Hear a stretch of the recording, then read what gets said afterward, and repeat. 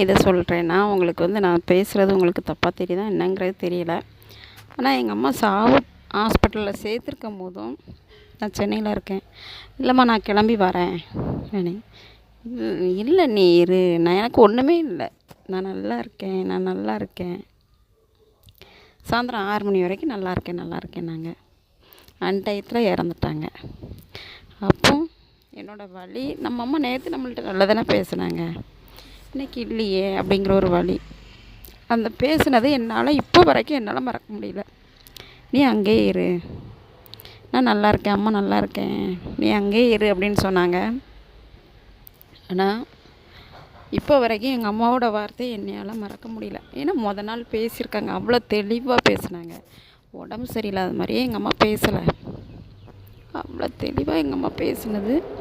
இப்போ அவங்க இல்லாதது எனக்கு ரொம்ப கஷ்டமாக இருக்குது. எங்கள் அம்மா இல்லாதது நான் ரொம்ப மிஸ்